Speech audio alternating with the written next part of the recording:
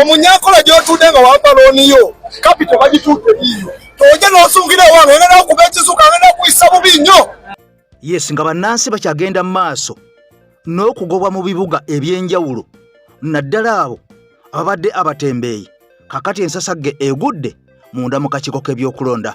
Jjukira nti akakiiko kano ak'ebyokulonda kaateekawo abasikale abapoliisi abapya abaali ab'ekimpatiira okukwasaganya eŋŋombo ya Kanoonye, Kalonde, Kakuume bwe bakabba okabanje. Kakati nno amawulire ge tufuna essaawa zino zennyini gamaze okubeera nga gakasikasibwa nti abasajja abo bonna abaali ku luutingibwa tebasasulwanga yadde n'ekikumi. Okusinziira ku mawulire ge tufuna ampuliriza kimaze okubeera nga kikakasibwa. Kakati nno abasajja bateeseteese okumaakinga okugenda okwekalakaasa okwolekera ekitebe eky'ebyokulonda munda mu ggwanga Uganda. Jjukira nti n'abakuuma ba presidential candidates tujjukira nabo baavaayo gye buvuddeko nabo nga babanja ssente akakiiko kano ak'ebyokulonda. Sooka owulire enkomewo. Electoral Commission. Our money must be given. Our hard-earned money must be given to us. We work for it. Why still holding it with you? We work for it already. It is ours. You paid some people and you failed to pay other people. Why? Give us our money and we'll be free. We leave you alone. Olunaku olwaleero ng'eggwanga Uganda likyagenda mu maaso n'okulukusa amaziga, waliwo ebigambo ebizuuse ku musajja amanyiddwa nga Kasuku kukuwaza bbanga. Era nga Kasuku ono yakwata banna YouTube bepo ne ba TikTokers ab'enjawulo n'aboolekeza ekisozi ewa General Museveni ku mulundi ogwokubiri. Kakati nno Kasuku, Fred Ntambi, waliwo ebipya ebizuuse byenjagala owulire ampuliriza. Nga jjukira nti bano baasuubizibwa n'omusimbi omuyitirivu ennyo ogukwata eyo mu biliyoni 5 ez'ensimbi ez'eggwanga erya Uganda. Jjukira nti Mwami Museveni kasobera ng'omuteekako embeera olwo ensimbi ajja kuziyikuyira abeere nga ampuliriza asinga n'oyo eyazitandikawo. Kakati nno amawulire ge tufuna si malungi eri Kasuku bepo n'abantu abalala, era nga bino bizingiddwamu ne General Muhoozi Kainerugaba bepo ne General Museveni ensimbi ey'omuwi w'omusolo erabika nga ekutte wansi ne waggulu. Kakati mu maaso awo ngenda kubeera nga ensonga zino nzikuwa, wabula kansooke nkutwale mu nsonga zino ampuliriza. Mwami Kyagulanyi bino byonna nga bigenda mu maaso, waliwo amawulire agafulumye nti ono kakati anoonyezebwa bupya eby'okumutta, eby'okumusanjaga. Abasajja si bye baliko kati, wabula okusinza ku mawulire ge tufuna ageesigika galaga ono bamunoonya batuule ku mmeeza bafune enteeseganya wakati we nabo. Ekifaananyi ky'eggwanga Uganda, jjukira nti ono yaliko mu Geneva Summit, abaddeko mu European Parliament, era nga bingi bye yalabisa. Kakati ono bwe bamufuna baagala batuule naye ku mmeeza oba kumuwa nsimbi bazimuwe, abeeko statement ez'enjawulo z'akyusa, oba oli awo n'abasajja abavujjirizi ab'eggwanga Uganda basobole okubeera nga baddamu amaanyi, olwo balowooze nti Uganda etebenkedde, ebyaliwo byonna byatereezebwa gye buvuddeko. Omukulu amanyikiddwa nga minisita wa Uganda n'amawanga amalala, ono nga amanyiddwa nga Okello Oryem, yavaayo n'ategeeza ensi nti bw'atyo Mwami Kyagulanyi yali ayolekedde obulabe obutagambika, era ng'ono asuliridde okuggulwako omusango ogw'okulya mu nsi olukwe ogumanyikiddwa nga treason. Okusinziira ku bigambo mbu ono bye yayogera mu Geneva Summit, bepo n'ebyo bye yayogera mu European Parliament. Kakati nno jjukira nti minisita ono Okello Oryem ye mutabani w'omugenzi eyaliko pulezidenti w'eggwanga Uganda eyali amanyiddwa nga General Tito Okello Lutwa. Kakati nno General Tito Okello Lutwa ku mulembe gwe tujjukira, abantu bangi abaasanjagibwa, abantu bangi abattibwa, wabula ng'ebyo byonna naguno gwaka byerabirwa. Kakati ono yavaayo gye buvuddeko n'ategeeza nti Mwami Kyagulanyi agenda kuggulwako omusango gw'okulya mu nsi olukwe. Era ono yaluumiriza nti alina okuwozesebwa wali munda mu kkooti ey'amagye giyite Kangalu kkooti. Jjukira nti ekkooti eno eyakomezebwawo wadde ng'ate yali emaze okubeera nga ewakanyizibwa okusinziira ku misango egyagenda mu maaso mu kkooti, n'okubeera nga abawaabi baali bawangudde nti kkooti y'amagye yali eriwo mu bukyamu munda mu ggwanga Uganda, era nga tesaana kubeera nga ewozesa abantu aba bulijjo. Kakati nno kino baakikyusa ne bagitwala paka mu Parliament oluvannyuma ne bagiyisa nti erina okubeerawo mu mateeka bwetyo ng'ekwasaganya n'abantu aba bulijjo okubeera nga bawozesebwa. Kakati nno gye buwungeredde ng'abasajja batabuse, ebigambo bibaddugalidde, Mwami Kyagulanyi bamunoonya okumpi n'ewala, wansi ne waggulu, okulaba ng'ono bamuwa waakiri ensimbi akyuse statement ze yakola. Tambula n'omutwe gwo, nkugambe tambula n'omutwe gwo. Vidiyo eno gitambuze etuuke ku buli musirikale, etuuke ku buli munnayuganda. Nkusaba gitambuze n'obwegendereza, gitambuze. Waakiri buli omu gwetuukako giwe abasajja n'abakazi 5 nkusaba busabe. Essaawa eno bwe tuba twogera ebigambo bino batuyita abasiru, abamu batukolera nga bansereko ne bagamba abo bahooligans, ne batukolera ebigambo ebyenjawulo. Muhozi ye bwakwata omwana gwakutte abadde ayogera ku social media nganze essaawa eno bwenjogera amuyita terrorist. N'ogamba ono bamuyonsa mbizi terrorist. Wanutuuka n'owulya n'ogamba naye abatukulembera be twateeka ennyoko mutogo mu maaso, obusirusiru baabujjawa. Bagenda gamba tuvuma naye nga sooka owulira ebigambo by'abayogera. Nkutte terrorist yayogera ebigambo ebifaanana bwe biti, naye nga yakugamba tugenda mu protest vote, kanoonye kabanje kakuume, bwe bakabba kalwanirire. Essaawa eno we tuli nkukoowoola nti munoonye empenda zonna. Baganda bange mukole amagaali, bwe mubayo mubadde temugayina nga muli mu kusiriwala busiriwazi, bali be mugezaako okuteekayo omugongo, musimanya ate bo bali bulungi era bakoze ekintu kimu. Abo abantu temumanyi nekalakasa gye bayekalakasaamu myaka na myaka, era temumanyi bantu bafudde oyo basse. Weewaawo tayinza singa Museveni.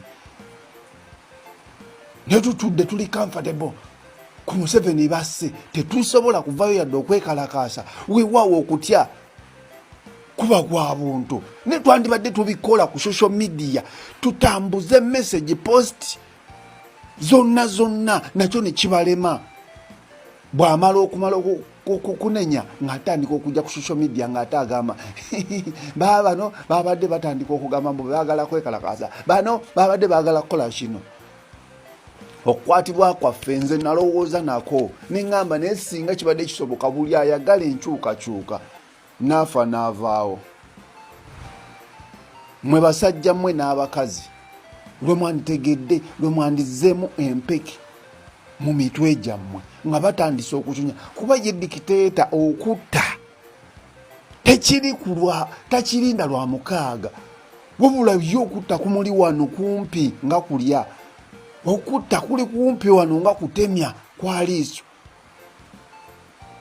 Ne muganya okuteeka emitwe gyammwe okufumiitiriza nti bino tugenda bijjamu bitya, nti ne bwe tunaabyewala tugenda bivaamu tutya. Ekyo kibuuzo bw'onaaba tokyebuuzizza mu ngalabiyo nga bakasuku bali mu bbawa ssente batandika otambuza kiproguramu kya Natasha, simanyi kiproguramu kyono Katamiira Jobyo, simanyi mmwe bw'oba osobola okukola vidiyo ezikaaba zikole. Kola vidiyo ng'okaaba ng'otaddemu abasibe ng'otaddemu, tujja zitambuza kuba nze sikyatambuza message eraga nti ya gundi vidiyo ya kukunama sisobola gitambuza ku platform yange. Ne bwe kuba kukola kintu simanyi natudde mu kiyimba sisobola pozi ng'oluyimba lwankyukakyuka ng'era lungattako ku struggle mwendi. Ne tukozesa emitwe gyaffe. Kozesa ogutwegu munnayuganda, oba oli mukulu oba oli mukazi oba oli musajja, kozesa ogutwegu. Abasajja bali mu batta abasirikale, omukulembeze wa internal affairs mufu, bajeno bafu, mumanyi ekibalya. Butukeera kumakya ne tukibagamba mugenda tandika ku scrolling abo ba propagandist, abo ba propaganda, abo bakola kino ne mutuma hooligans. Tetubayinaako buzibu mubikole, naye ekiri atabaala n'ewaka kijja nze ngenze mujja kiwulira amagezi gaba ga mutwe si mugejjo akatwe kange wama sigala ng'onkozesa sijja kukozesa lubuto okutegeera kwange kulwa Katonda n'ensi yange jeno kagaawa. Kati gye twatandikidde nakulaze mukwano gwange mpuliriza nga nja kusaba n'obuwombe video no soko jimpere like kubanga video bo jimpera like kiba kitegeeza olobo gisindise ojiwadde mileage emboozi eno esobola okubeera nga etalaga ensi yonna si mu ggwanga Uganda mokka wabula okwetolola ensi yonna kubanga bino bitukola bibeera bikulu nnyo ensi erina okubeera nga ebitegeera bannansi bonna gye bali okwetolola ensi yonna balina okubeera nga babimanya. Kakati nno ntambula ne Muzeeyi Waswa nga Muzeeyi Waswa ono akugamba bw'oba olina embeera ekuzibuwalidde gendayo speed za mbirombiro speed ya mbwa. Kakati nno abwotuuka ewa Muzeeyi Waswa agenda kukumira ekyoto mu mbeera ey'okubeera nga akuwonya agenda kubeera nga akwa ekyogo mu mbeera ey'okubeera nga onaaba. Kakati olwo osobole okubeera nga oba oliawo embeera ekutererera kubanga abantu bangi tubalabye ng'embeera yabakubaakubadda naye ng'ekisinga obukulu tebalina mikisa gy'abajjajjaabwe bano ebyabwe baabivaako dda. Kati gende wa Muzeeyi Waswa ampuliriza akwatyeko ku mbeera y'okukumira ekyoto. Oyagala visa amaka gayuga sente zikuyita mu ngalo ku mirimu gwogobwa obufumbo bwagaana abaana ewo tebaggwebwako ndwadde. Kati bino byonna Muzeeyi Waswa abikwasaganya gwe mukooneko bukoonyo mugamba nti nabajja ku AKTV Media Uganda ebisigale nabikwasaganya. Bino byonna nga bigenda mu maaso Mwami Kyagulanyi Ssentamu nkutegeeza gye tutandikidde nti ono kakati kaweefube omulala omupya eyamaze okubeera nga abalukawo munda mu ggwanga Uganda wewe okubeera nga ono anoonyezebwa wabula mu kumunoonya engeri y'okubeera nga tukwetaaga twogere ffenna jangu tutuule ku mmeeza so si engeri eri ey'okubeera nga tukwagala tukuguleko emisango giri Minisita Okello Oryem gye yagamba egy'okulya mu nsi olukwe ejja treason okusinza ku mawulire galaga nti Mwami Kyagulanyi kakati abantu bano balabye nga balaba kye bakola sikikola makulu yadde n'akamu okubeera nga abantu be bangi abaasibwa mu makomera oluvannyuma lw'akalulu bano nga bakunukkiriza mu lukaaga lulambirira wakati w'olukaaga n'olunaana. Kakati nno ono amawulire galaga nti bamwagala basobole okubeera nga bamufuna mu kimpukumpuku boogere naye bateese naye ebinaatuukibwako bituukibweko. Kakati olwo tulabe okubeera nga waliwo embeera ey'ekisajja kikulu ey'okubeera nga tuwuliziganya mu mbeera etaliimu kusika mugwa. Jjukira nti Mwami Kyagulanyi nga bwe nkutegeezeza alina okubeera nga avaayo alonde kabinenti eya shadow bayite ba shadow ministers oba kabinenti ey'ekisiikirize. Kakati ono alina okubeera nga abeerawo agironde kubanga ye leader of opposition gwe tulina munda mu ggwanga Uganda ng'ebibiina ebirala byonna ebyaliwo kasatu amala okubeera nga tubitegeera nti bino byali bikolera Mwami Museveni abantu ne babibuuka ne basalawo okubeera nga beesiga oyo owaabwe gwe bamanyi akolera abantu. Kati mu mbeera eno ono yeetaagibwa okulonda kabinenti eno ey'ekisiikirize enaasobola okubeera nga ekwasiza ku gavumenti eya ggwanga Uganda oba oliawo enaaba egenda mu maaso omwaka 2026 mpaka mwaka 2031. Bino nga bigenda mu maaso nga bwe nkutegeeza nti omukulu amanyikiddwa nga Kasuku ono nga Kasuku yakulemberamu ba YouTubers n'akulemberamu n'abasajja ba TikTokers bw'atyo n'abatwala mu State House Entebbe omulundi ogwasooka kati ate omulundi ogwokubiri yabakulubbeesa bw'atyo n'abeetikka mpaka ekisozi ku faamu Mwami Museveni gy'alundira ente ze era nga bano baatuuka n'okubeera nga batuukayo baddamu ne bamusabiriza bupya. Era ono ku mbeera gye tuli munda mu ggwanga Uganda ng'amasomero gali mu mbeera embi ennyo ng'enguudo ziri mu mbeera embi ennyo ng'abantu bagobwa ku nguudo abantu bagobwa nga tebazimbiddwa butale oba oliawo bwandibayambyeko nga ampuliriza embeera eri mu malwaliro g'eggwanga Uganda okwata ku mimwa era nga n'abakyala bangi bazaalira ku ttaka ng'amalwaliro mangi gaakwata dda mu mbinabina era nga n'amalala mangi oba oliawo gaatuuka n'okubeera nga tegalina ambulensi gano nga tegalina bitanda gano nga n'abasawo abalimu kaakati akasente ke bafuna kaakawujjo nnyo nga tebakyasasulwa oba oliawo nsimbi zibagwamu okusinzira ku mirimu egyo gye bakola nga n'abasomesa kye kimu akasente akasaala kabuujjo nga n'abapoliisi abapurizoni bepona abenyine bali mu UPDF embeera y'emu yakusula mu buyumba bwe bayita yingiya poole yingira mpola bw'oyingira sipiidi oyinza okulinnya omwana mu bulago abeera yebase oba n'oyiwa ebintu kubanga buno obuyumba bwa bibaati tebulina kisenge na ddiro enjawulo ya kateni. Kati omusajja ono Mwami Museveni ekisozi yavudde n'akwata obukadde obuwumbi 5 n'abo ba TikTokers nga nze siriiko ne ba YouTubers ebigambo bino Kasuku bimuzalidde ebitukula. Mwami Kasuku ebiseera ebiseera byewakamala mu nsi obikozesezza mu mbeera y'obuvunaanyizibwa eyina kyetegeeza mu mbeera ya birungi ng'oyingidde ettaka Mwami Kasuku jjajja lye yakayingira jjuuzaawo. Bajjajjaffe Mwami Kasuku nakulira wa jjajjange nga bwe wakuzibwa jjajjaawo ne tubigatta naye essaawa naffe tufuuka bajjajja bw'anaaba ku nsi akyatwaddewo ebiseera nnyini nsi yadde tuyinza obutafuuka bajjajja essaawa ne twegatta ku bajjajjaffe mutendera gwe baliko. Obulungi bwawali tulina bitegekera wano Mwami Kasuku ebiseera. Mwami Kaziwe Kapu mukwano gwange ebiseera bannabyabufuzi ajja Aruna Kasulu ebiseera ajja Timisa Kabanda ebiseera General Muhoozi First Son ensi eyagala oba teyagala gwe First Son gwe CDF baagala tebaagala ebiseera enkozesa gye tubikozesezaamu etegeeza birungi wali awaddako. General Museveni president w'eggwanga lino ebiseera tukyayinayo ebyenkana bye tumaze mu nsi. Ebiseera bw'otuula mu ggwe ng'omu n'emyaka gy'okuvira ddala ku nze okyayinayo ebiseera ebyenkana bye waakawangaala mu nsi. Bangi yagalagaana twonoonye ebiseera twonoonye obudde ate nga tebukyadda. Omukisa oguliwo gwa kukozesa kadde kano kennyini ke tulimu ebiseera. Mwami Kyagulanyi tweyanziza nnyo byonna naye ebiseera n'enkozesa gy'obikozesezaamu etegeeza ki oluvannyuma lw'okuvaako mu nsi. Mwami Joel Ssennyonyi Mukyala Nabbanja Ssaaba Minisita wali waffe Makerere bangi bannabyabufuzi Khamisi Kigundu mukwano gwange nkwebaza okutuuka ku buwanguzi bw'omwala ekyamazima omwala bye gwafaanana ne bye gufaanana nnyini nsi alina obuyinza akyusa oli ajja kwebuuza nti njogedde ku Khamisi Kigundu ate njogera ku nnyini nsi yali emabega w'obwongo bwa buli muntu n'okutegeera yawa omuntu okutegeera ekiseera kyasiimye ategeere nga bw'ategedde mu kiseera mwe mulabidde ng'ategeera nga bw'ategedde. Kati nnyini nsi yali mabega wa bano ba Miss Kigundu n'abalala yadde era nabo tubawa ekitiibwa.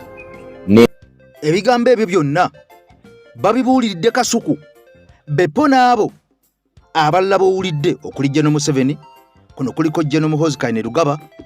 Jjukira nti General Muhoozi Kainerugaba yabugenza okwongerera olunaku olwaleero ng'ono amaze okubeera ng'afuna ku mawulire ag'essanyu. Amawulire agavaayo galaga nti General Muhoozi Kainerugaba ono yamaze dde okubeera nga alondebwa ku lukalu luno olwa Afirika ng'Abafirika bonna bakkanyizza ne bassa kimu nga enkuyege okwetolola Afirika yonna bannange muwulirize. Bano nga bagamba nti General Muhoozi Kainerugaba omulimu gwe ogw'okuduumira eggye ly'eggwanga Uganda mbuuna agukoze n'asinga abaduumizi abalala bonna okwetolola ku lukalu luno lwa Afirika. Era amawulire gongeddeko nga galaga nti General Muhoozi byakoze mu kisanja kye waberedde nga General mbu yannaggwano. Bano mbu bagenza okwetegereza ng'amawanga gonna agasigadde kagabeera ago agalimu emirembe getutenda, kagabeera amawanga ago amalala agalimu obutabanguko naye nga gali ku lukalu luno lwa Afirika, mbu abasajja bagenza okugattagatta okwawulako n'okkubisa. Bano nga bagamba nti General Muhoozi Kainerugaba bano yabaliddemu akendo oba yabanyweddemu akendo, n'olw'ensonga eyo nga batwala okumwozaayoza n'okumwebaza okubeera mbu akoze emirimu gy'obwa General nkola ya kisajja kikulu. Wabula bino nga bigenda mu maaso, amawulire amalala getufuna waliwo omuvubuka amanyikiddwa nga Nsuubuga n'omulala amanyikiddwa nga Shafiiki Ssentongo Ali. Omu ye Ssentongo Ali wa myaka 27, omulala ye Shafiiki Nsuubuga wa myaka 25. Kakati no bano bombi bavuzi ba boda era nga kigambwa nti essaawa zino baakwatiddwa poliisi bali Naggalama baggaliddwa oluvannyuma lw'okubeera nga bano bavuddeyo ne bakakasa nti bano baakutte abaana omu nga wa myaka 13 ulira bannange ensonga, omulala wa myaka ate ye emyaka 15.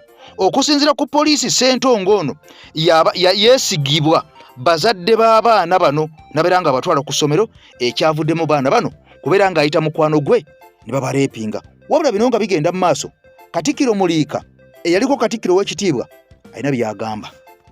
Bw'oba ekya vice president osobola okikkiriza n'otereeza ebintu bino. Kuba ebirowoozo bino nze ndowooza oli wala nnyo ne president nti w'omusemberera ayinza okuwulira obulungi n'obitereeza n'otandikira ku agriculture because ebirowoozo birungi. Nze ate ngende nteganye president.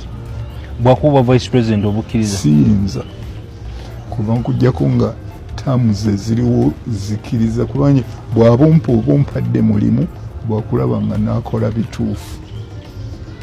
Bwakkiriza tugenda mu transition ebyo nabyeyogedde byonna omu ku elders betulina mu Uganda ubundi siyinza kubanga abantu bangi gye bali n'abamanyi abakusinga lwaki tebabikoze. Nze ekintu kyenjagala kikola ekirala ndi myaka 8 nga ngenda ate kuddeeyo natuuka dda ku retiring ate ngende nzire mu mwana be njagala nteereyo omuntu gwe naayogera naye si gwe genda kuba vice president. Ekiro tomuwanga amagezi. Era abantu bajagamba kati ebirowooza n'abifuna nti analaba happy farmers amagezi agatwale. Nze mbadde ndowooza olina kubeera kumpi wali. Zibawo nnyingi. Wano tewalina representative. Naye yali anoonyeza omuntu gwe gw'oyagala okumpaana wano kyesiri. Bameka abajja n'eŋŋaana okwogera nabo. Gwe waze wamaze kumpa ssente. Nedda ssebo. Ombuuziza wano okwogera kumanya ku bukadde bwange biki bye nsobola okulaba. Si byogedde. Naye oli bw'abyogera bw'atyo oyinza n'okusanga enkya nga baleese drone wano n'entwala. Olinoonya. Mujjukira omukolo ogwaliko sipiika Annette Amongo era ng'ono yayita ababaka ba paaliyamenti ab'enjawulo abaali bawerako bano bonna nga bali mu paaliyamenti y'eggwanga Uganda. Ono yali abayise okubeera nga abasiibulula gye buvuddeko era muno twalabiramu n'omubaka owa Lubaga North ng'ali mu kulya binzaali ng'ali mu kulya masala nga yeeyagala era waliwo mixed reaction eyali ey'amaanyi ennyo ku Honorable ono owa Kawempe North. Abantu nga bagamba nti ono Mwami Kyagulanyi His Excellency aliira ku nsiko wabula nga bano bonna okubeera nga basobola okubeera nga bayitamu gali mwanyi ga Mwami Kyagulanyi okubeera nga yafuba nnyo n'okulwana okumatiza abantu okulonda abantu bano babeesige baze mu paaliyamenti. Kakati nno nga tebanabana kubeera nga balayizibwa baavuddeyo ne balabwako ku mikolo gwa sipiika Annette Amongo. Era mu mbeera eno omukyalo ono gwolaba Ezaala Luyirika ye yaweebwa kaadi eya Makindye West ewali omusajja amanyikiddwa nga Alan Sewanyana era nga kaadi eno n'omusajja amanyikiddwa nga Musiri David yagikayanira n'ayomba nnyo n'abaako ebigambo bingi byeyogera ekibiina ekya National Unity Platform era n'atuuka n'okubeera nga yava mu kibiina bw'atyo n'ayingira ekibiina ekya DF ekikulirwa Oweekitiibwa Mathias Mpuuga Nsamba. Ono nga yembaka essaawa zino akyali nnyendo mukungwe wadde nga akalulu kaamukuba tannaba kubeera nga oba oli awo adda engulu. Kakati nno Zaala Luyirika ono yavuddeyo mu bigambo bye n'ategeeza eggwanga. Ono ng'agamba nti ekyogenda ku mukolo ogwa sipiika Annette Amongo eyo nsonga nnafu nnyo kubanga sipiika Annette Amongo ono tabangako omulabe wa ggwanga Uganda. Ono ng'alumiriza nti omulabe wa ggwanga Uganda ali omu ye General Yoweri Kaguta Museveni gwe tulina okubeera nga tussaako ennyo essira n'okutunulira ku ebyo ebigenda maaso munda mu ggwanga Uganda. Ono nga yeerabidde sipiika Annette Amongo akolagana butereevu nnyo ne Mwami Museveni era ng'ono yasooka kubeera ng'ali mu kibiina ekya FDC.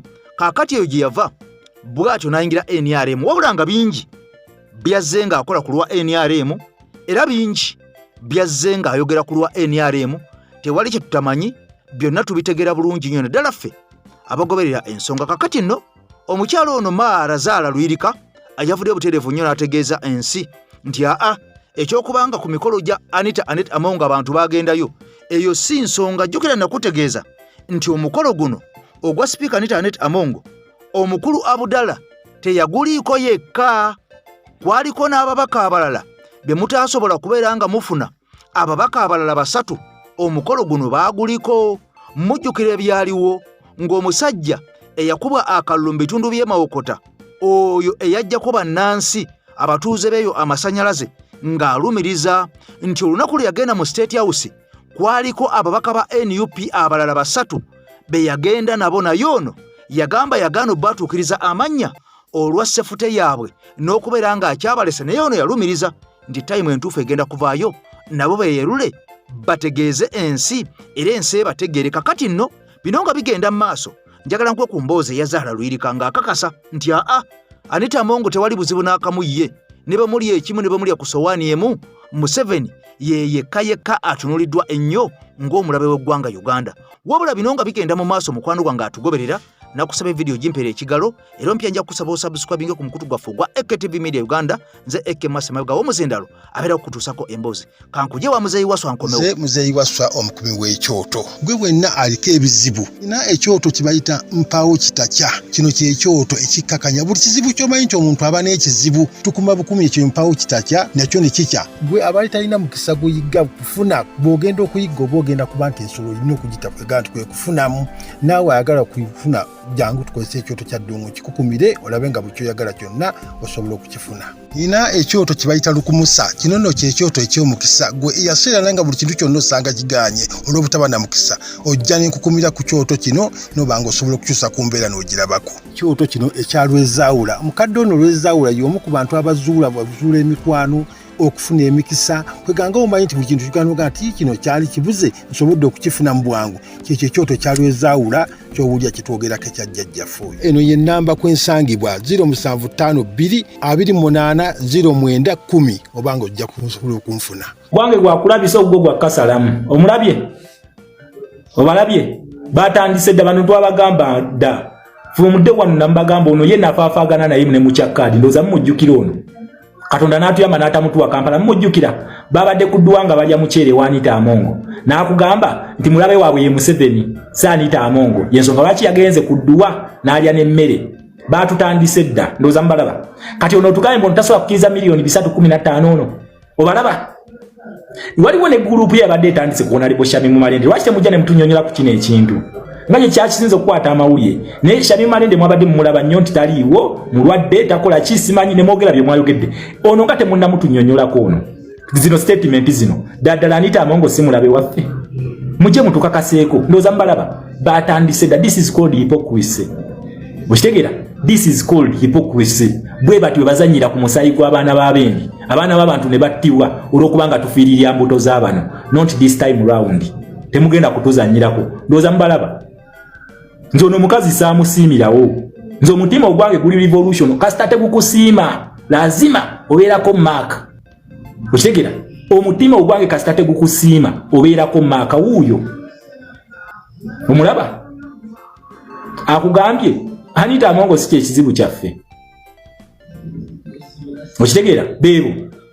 Era abantu abawolereza bonna baakana akabinja kano abagaba politician bagende balayire mwegendereze nnyo bwe mwitaba comrade tuli mu kasengejja nakugambye tuli mu kasengejja ndowooza obalaba bebano ogwo gwakutambuza video gwange gwakulabisa gwe tofa face yange giteekemu ze sina kyentya sitya biduduma bannaffe bafudde kyogamba Franka Sente za teyandiyogedde bino bye nandiyogedde tebalina mutima tebalina okitegeera balowooza ku nsimbi bajje batusirwaza emyaka 5 emirala badde kavule eyo batandike kakati Museveni wabba akalulu twesonyiwe nga bali eri mu parliament basayininga musimbi kubanga yo politics of deception kujanti sirwaza banansi goyisewo ebibyo then we mumala mugende mukole ebyammwe emyaka 5 wejigwako era komawo koleki mumulabye mumponye mbadde nkyamutaddewo ze nabagambye nze sitya biduduma okitegeera ebyo Franka Sente za yandibadde ayagala obyogera bino yandibadde abeerawo nga mulamu bwe kityo bwe kibaddenga for the past 25 years of fake system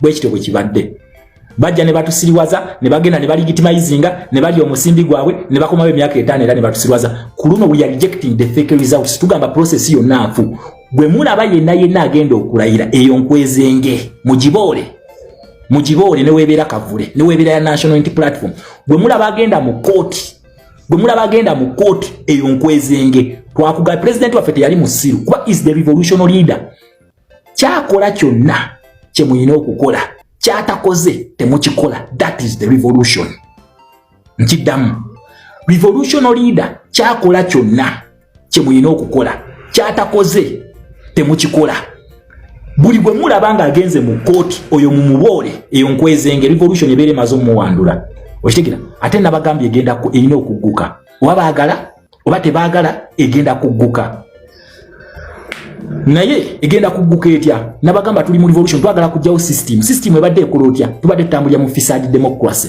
kati zino enkwezenge zonna ezatwekwekamu bwe tugenda otuukira mu Uganda egenda kuba ezeeze bweti ng'ezijjeeyo okitegera ebyo balimu be bakusiriwaza mbu simanyi kakati tubaleke bagenda kulayira mu parliament bagenda tugasaayo ki mu kanso bagenda tugasaayo ki Lord Mayor agenda tuyamba ki mu system enfu agenda kutuyamba ki wano bali ngange kavula eringa bewera bannange tetujjaffe kulayira nga omukulembeze tanayira lwaki statement ezo temuziddamu ye kati essaawa eno bali liddawa osanga buno revolution draft nga bugamba kakati banna Uganda tuli miliyoni simanyi 49 bano just bali 5 please bana 5 kuliko wali batwala district enamba district emu ebeeramu abantu bameka okimanyi nti gwe abantu gwe mwenna babasamalayizinga ne babawa omuntu omu yakukiikirira eri kitegeeza nti eddoboozi ly'oku kyalo oli lyalitutte eri mu kansa abantu babeera batutte ebirowoozo byammwe okitegeera ekintu ekyo kati bakusiriwaza kakati nno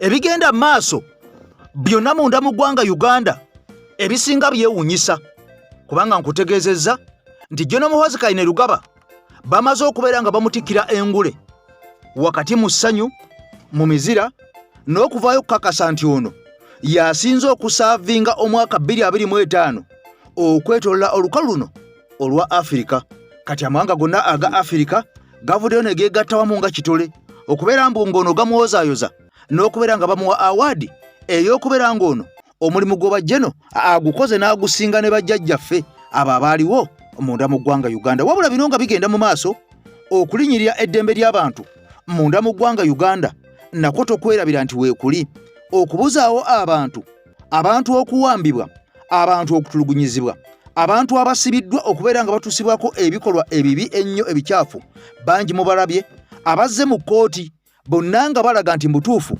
wadde babadde basibe oba nakati bakyali basibe naye batulugunyizibwa wabula ng'okusinziira ku mawulire agagenda mu maaso galaga omusajja Bob Njagi ne Nicholas oyo bano batuuze banda munda mu ggwanga erya Kenya baavayo ne bategeeza nti baali babasibidde munda mu sseero oba giyite fridge era nga bano bagamba mbu baalaba ku mukulu ono era nga yakulira okulinyirira eddembe ly'abantu munda mu kkomera eyo era bano abasajja baategeeza mbu ekkomera lino lyali lijjuddemu abantu bayitirivu nnyo abamu nga bamanyikiddwako abalala nga baabuzibwawo myaka na bisiibo tewali amanyi gye bali naye mbu nga bali eyo era bano bagamba baasangayo ne muganda wa General Kainda Otafiire nga naye musajja watwali eyo apookeza eyo kakati nno bino byonna bujja obigattagatta ne tweets omukulu zazze ng'akola okwewaana okulumba amagye ng'e Kenya okulumba Nigeria n'amawanga amalala okuwagira bano abayakira ba M23 okugamba nti bano baganda baffe ekigambo bugambo sigamye nti abawagira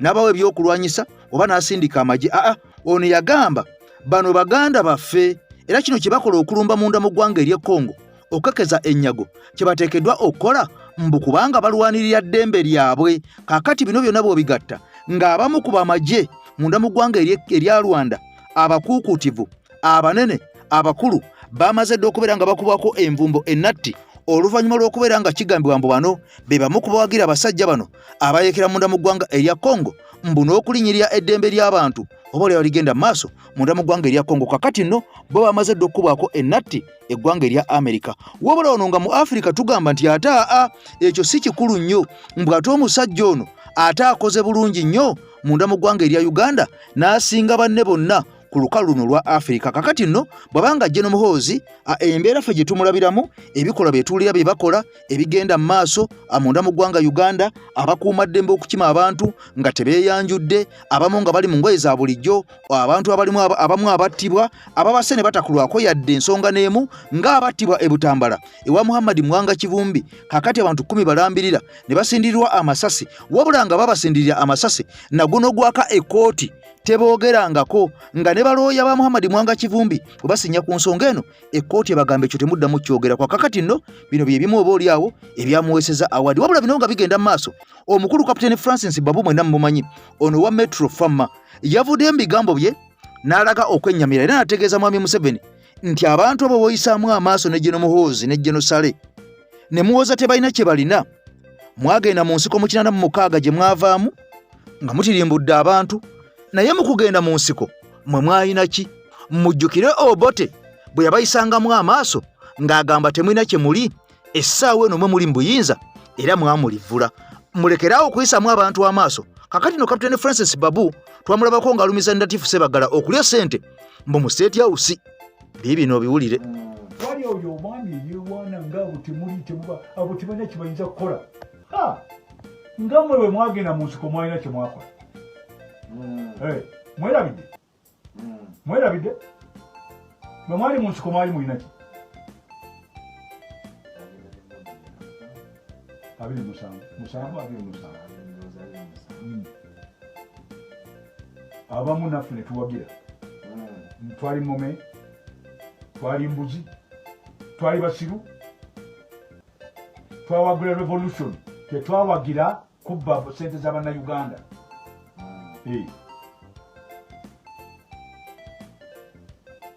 tutandika okwogera kati sente ezibbiddwa zetumanyi bijja tuyamba tubiyamba bwozirina ate bonooba ogenze ojja zireka wala enough is enough ensi kakati ndoza batole bagada abaddugavu nedemokrasi ebalimi bano abasoma nabonungereza bano abajjudde mu tawuni wano yena democracy kijje mwogera gyemuzanyiramu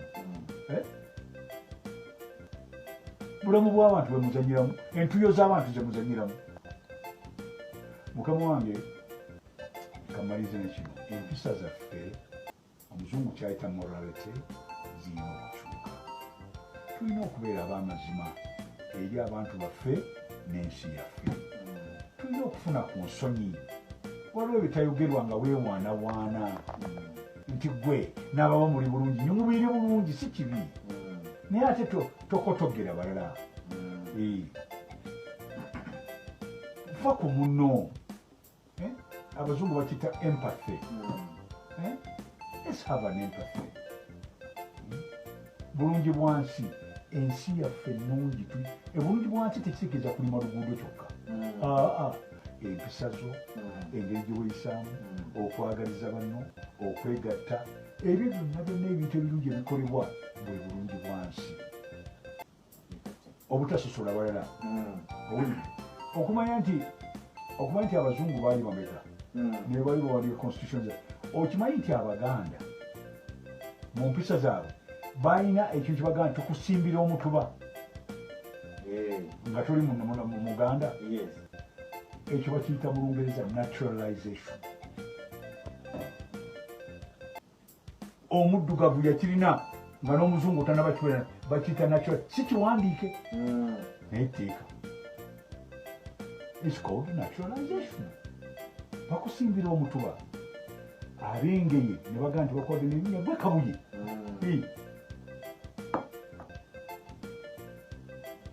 era tebakusosola bw'obanga okkiriza ennono zaabwe n'empisa zaabwe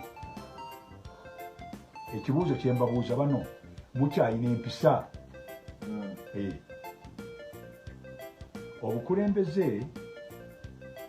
obukulembeze mu Luganda mu Lungereza kyande proactive leadership proactive obanga ente wali kimanyi nti ente bwe ziba zigenda okunywa amazzi wabeerawo ente ezikulembera ebeera proactive saawa etuuka ng'etandika okutambula kaakati nammwe abantu mu byobufuzi obeera n'omukulembeze saawa etuuka n'akola ekituufu bino ebyokujerega ebyokwewaana nga bwoli ow'ekitalo ennyo ebyo byabakopi era wano obukopi obwo Rwanda olw'okuba nti basosola wakati w'omuntu bayita omutuusi n'omuhutu abantu baafa ate omuzungu n'akyagala nnyo wabeerewo eyo divide and rule Omuhutu is a Bantu, Omutusi is a Nilo Hamite. Omweru ennyo mu Batuusi is a Hamite. Byonna tubimanyi. Naye nga bonna bantu baffe. Owulire ssebo? Tulina okubagatta. Waliwo gundi bagitanga Pere Muhutu yetta abantu abasooka e Rwanda ne babagoba ne tufuna ba refugees wano. Bapere Muhutu newankubadde twafuna abatuusi ne bajja naye ne bapere Muhutu abamu bajja wano ne kakati wano weebali egyo emitima gy'ensolo weegiri. Pere Muhutu bano abajuzi babayita bati bano abatta abantu e Rwanda babayita bati. Wotuna eyali omuduumizi w'amagye ga NATO Wesley Clark 97 paka 22 yagamba mu 21 nga amaze okulumba World Trade Center yalaba jeno ng'ayina list okuli amawanga 7 agayina okukubwa mu buwala bwawo nga kuno kwaliko okuva ku Libya, Somalia, Sudani, Najja Syria, Lebanon ne Iran. Gonna amalala gaakubwa naye Iran yabadde akyalemye. So ekintu kino ekyokuba Iran kyaliwo kuva dda naye nga babadde bamwetegekera olw'okuba bw'okuba Somalia si bw'okuba Iran. Iran w'amaanyi so baali bakyetegekera dda ti Iran alina okukubwa. Ekyo kiriko ensonga lwaki amawanga gano galina okukubwa basembeyo na Iran. Ensonga ekola ekyo eva Jerusalem, East Jerusalem, West Bank wekigweraawo. Iran si ly'eggwanga ly'omala gakyoga. Ekisooka otuna history Persian Empire okuva ku Cyrus the Great, Dario oba empire gye bayita eya Bumedi ne Buperusi yaliwo civilization nene omuntu nga balina civilization baba ne legacy ne kyebalwanira. Iran gwanga ly'amaanyi. America yalwana ne Iran nga America ewagira Iraq mu lutalo lw'ekinaana paka 88. America newagira Iraq amanga ga Soviet Union n'aba ne bawagira Iran ne balwana paka 88 Iran netewangulwa. Kati omuntu yalwanako na America ne ba allies be tosobola kulowooza nti nojja mu planingira mu ddakiika ogenda omukube. Baali balina okusooka okuwikeninga bano ba proxy ba Iran, ba Libya, ba Sudani abaliyambyeko Iran. Kyovala leero okulumba Iran kuno kwonna kwaza oluvannyuma lw'okukuba Hamas ne bamanya bagisesebudde, Hezbollah ne baginafuya ne bamanya nti Syria Assad government egudde ne bamanya nti atisi abanaamuyambako banafuye kati tulyoke tulumbe Iran. Kuba mu the art of war sanizwa kugamba omukyayina nti no, if you are to attack an enemy you begin from the softest part of the belly. Tiempisi bwebe neeri ente etandikira ku lubuto si ku mutwe. So baali balina otandikira ebbali eno banafuye Iran balyoke bakwate ku Iran. Ensonga ezitabangudde amawanga gano ze tuyita unresolved crisis. Crisis ng'etutte emyaka teri resolved. Crisis etawanya amawanga gano gonna tujja kumaliza nga yatudda Jerusalem wewali ekizibu. Jerusalem, East Jerusalem eriko ebifo by'Abayudaaya bingi ebitukuvu. Ne tempo gye bagamba Yesu mwe yagoba abaali batunda yali Jerusalem. Naye kakati birimu basiraamu ate Abayudaaya baagala okuzzaawo tempo yaabwe. Tojja kuzzaawo tempo ng'amawanga g'Abawalabu g'amaanyi. Olina okuganafuya olyoke ojja okube West Bank. So kakati lino lwonna mission nga enkola kuva mu 97. Bazionist Abayudaaya baali baagala okukola nti bateeka tempo yaabwe balina okujja nga banafuya amawanga g'abaki g'Abawalabu. So kakati okuba Iran ensonga nnyingiko naye ng'ensonga esinga ensonga ey'okuba nti baagala ebifo ebitukuvu tojja kubifuna nga Iran ekyaliwo y'amaanyi. Olina okunafuya abasiraamu. Ekirala nti Iran dominance Isirayiri eri emabega wa kino kyonna. Trump yajja mu manifesto ye nga atagenda kukola kikutandika ntalo na mawanga lyonna. Ayagala Amerika nga teri musirikale wa Amerika boots ze nga ziri mu ggwanga lyonna. Kaakati kyakyuse dda lwaki pressure ya caucus groups ez'Abayudaaya mu Amerika. Abayudaaya be bakontrolinga ebyokulwanyisa. Kampuni ezikola ebyokulwanyisa Boeing, Raytheon, Lockheed Martin anizi owning Abayudaaya. Abayudaaya be baforcinga Trump okulaba nti akuba Iran. So kakati kino kyonna kirimu dominance. Isirayiri erina okuba nga ye dominating awo wonna Middle East ne Persian Gulf. Kyovala abajja banafuya amawanga. Era nkulayira we banavaawo n'ettaka bajja gifunako obusibu. Ojja kulanga nayo bagyesonseza. So Isirayiri erina dominating. So strategically Isirayiri erina okudominating ekitundu ekyo. Kyaplaningibwa kuva dda Churchill yakisooka. Sematala asooka nga yakagwa mu kye bayita Balfour Declaration. N'agamba tuteekewo Abayudaaya batono awo mu Palestine baali bagiyita Syrian Palestine. We banaawerayo bo bajja kwekolera ekisigadde bajja kudominating awo kyekiriwo. So dominance no olutalo luno lwonna strategy za bonna baali bapulaningira olutalo oluli ewala kiringa wonoobeera ng'olwana ne neighbor wo nga naye obuukawo banneighbor 6 byowadde mulwana nti akako kasale kajje wange nkakube terijja kukola olina kulaba nti osindika bwana bumuvumira eri naye akuvume oba ku ssimu kaakati olutalo luno amawanga distance nene okuva e Iran okutuuka Israel kilomita akumpi nga 1,400 kaakati tosuubira nti no amagye ag'okutaka ganaakolawo balina kukozesa longo range kati Isirayiri obusobozi bwayo bwonna buli mu bbanga kukozesa nnyonyi era yali strategy America kukozesa mazzi na kukozesa base zaayo esemberedde Iran bakube Iran strategy yayo ya longo range missile ezikuba ewala short range ezikuba mu kilometers nga 5 intermediate ezikuba mu 1,500 ate ne longo range ezikuba mu 1,200 sobola okuba ebitundu ebyewala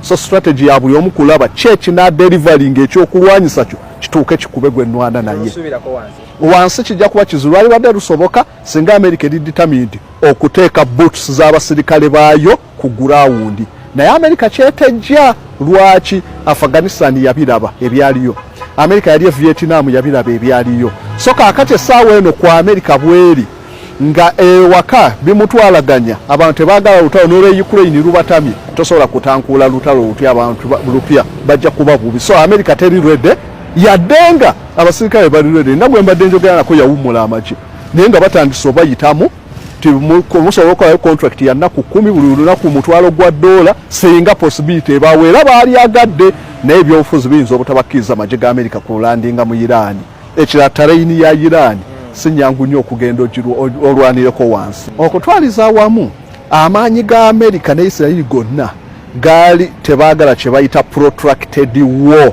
oba war of attrition olutalo olutwala ebbanga nga mukyalwana babirabye Russia kye byagikola so kaakati babadde baagala olutalo luyinza okuggwera mu nnaku 4 nga luwedde kyovola balokize kye bayise decapitating target oba preemptive target decapitating kyokusalako omuntu omukono wemba ngenda kukuba ejjinja toninda likasuka omukono gutemeko gugwe wali mbere nga sobola kola ki kukasuka jinja kye bayagadde kyovola abalonchinza ataaka n'amanya nti katutte ewali Ayatollah Khomeini tunoonye gundi Dumila Islamic Revolutionary Guard n'abalala abakulu tubakuberumu ku Saturday ku Sunday tuwayipinga abantu bekalakaase regime egwe nga bamanyi by Tuesday bajja kubanga regime egudde kyaganye kati America strategy ebefudde ne Isirayiri tebajja kugumiikiza kugenda mu lutalo lunaatwala bbanga lwaki kinyigiriza abawalabu baba batali mu mpalana na batamanyi na ntalo za Isirayiri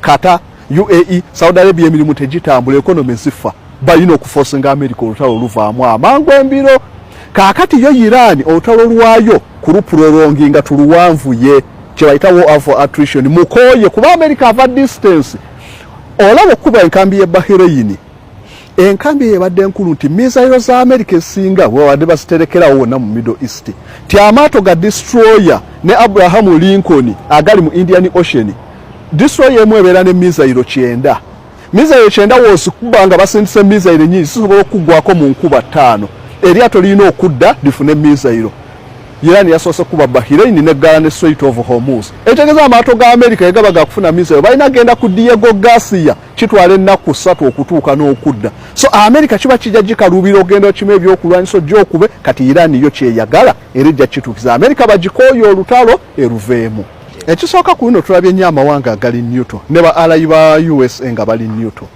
tulabye Bungereza ng'egaana nti asijja kwenyigiramu nnyo Spain yagaana okuwaayo besi yaayo tulabye amawanga nga Cyprus n'abalala bangi abavumiridde olutalo luno so kaakati abo bajja kuplayinga party nene UN it's a defunct tekyaliwo nnyo kumala googera etejja kuplayinga party naye abayinza okuplayinga party nene nnyo mawanga ga Buwalabu kuba America businesses esinga ziri mu Qatar eziri UAE ne wazamanga ga Europe Monaco ne America zezifa kaakati business wezifa Abawalabu tebajja kugumiikiriza nga business zaabwe zifa Saudi Arabia ulamuko ye company esinga otunda amafuta bagikubyeko ebitundu tekyatunda so bajja kuteeka akasito ku Trump okulaba nti bayita mu ngeri zonna olutalo lugwe so amawanga ga Buwalabu gajja kuba instrumento kuba googera America bageeguya balina interest nnyo mu mawanga so okutwalizaamu ejja kuba volatile ejja kuba yabulabe lwaki ti amawanga mangi kaakati gali suspicious ku US tegajja kutrasinga US ekitegeeza Iran weene survivinga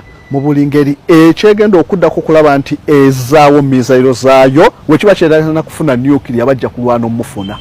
Amawanga nga gattake gagenda kuba suspicious kuba olabyeko n'obusaturating nti after Khamenei tudda ku Erdogan. Israel already yatandise dokayana nti Egypt rate kweri stockingira ebyokulwanyisa nene nnyo. So Egypt yawo yamanyi mu buwala bwa omuntu zonna ezibaddengawo.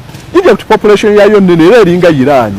Era America yabejiguza ebyokulwanyisa misaire ezimu tezigiguza kwenkana na Israel. So kakati amahanga mangi gagenda kuba ku bunkenge tuyinza okulaba emikago nga gikyuka nnyo buli omu nayaga kanfuneko wenneetaasiza wano kuba America asobola okunkuba walaba Israel ng'erumba kata.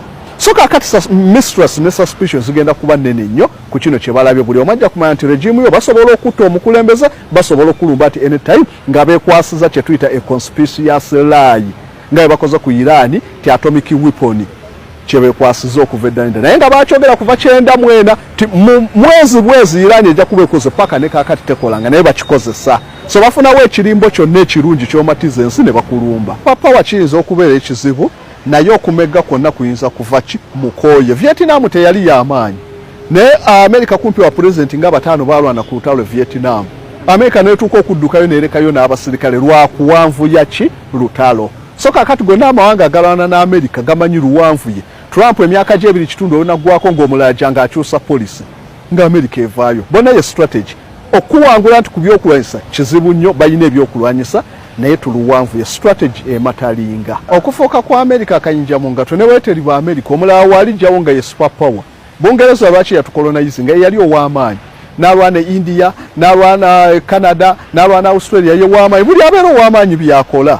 Naye ow'amaanyi we batuuka mu challenging ensi ebeera ku bulabu obutagambika entalo ziba nnyingi. Ssematalo asooka agenda okujja ng'awo ba super power baweze bana mu nsi. America gyali super power, Bungereza super power, Japan nga naye ageewulira ssematalo owookubiri, Russia, Soviet Union nga wali so nga bana bonna we bali kati awo wabeerawo entalo ezitagambika. Ti super power abaaliwo abayaga okukuba bano bonna abafutize muleme kulinnya kuba super power entalo nezijja. Kati America ye super power alina okufutiza Iran tafuna nuclear, alina okulaba China ntino baginafuya, alina okulaba Russia nti baginafuya kati byebiriwo. Era we tutegendereza ba super power bano abarayizinze basobola okuviira mu disaster nga World War lwakuba se kyangu kati ku atomic age naye luli ekyayita Ssematalo owookubiri ba super power abawera ne barayizinga. Ssematalo asooka Germany okubanga unifyinze 1887 nekiye so buli wabeerawo abawakanya super power entalo zibeerawo. Trump ye muntu ayagala nnyo okubeera alina superiority complex ayagala okulaga nti wa kitalo we yamanya nti abakulembeze abasooka balina likodi ekisanja ekyasooka teyalina likodi. Ewaka ebintu bimutwalaganya si birungi okugoba abatuuze abatali mu kyo nkaayana byonna si wattutumu nnyo. Abakulembeze abo baagala nnyo okukola likodi wabweru ng'awola Napoleon Bonaparte. Napoleon domestic policy zaamulema n'awakula ntalo Peninsula War ne Spain ataddeyo muganda we n'avaawo n'agenda mu Moscow campaign continental system alwanye ne Bungereza akutte papa amusibye ebyo byonna so akola atise ekifaananyi akirungiise ku foreign policy. Kati Trump kyakola bonna abakulembeze ba America abalimeddwa domestic policy bakoze nnyo ekyo. Bush senior yafuga ekisanja kimu walaba bimutwalaganya yalumba Panama najjako Noriega. So bonna bawakula entalo ez'ebbali atise erinnya balikolere.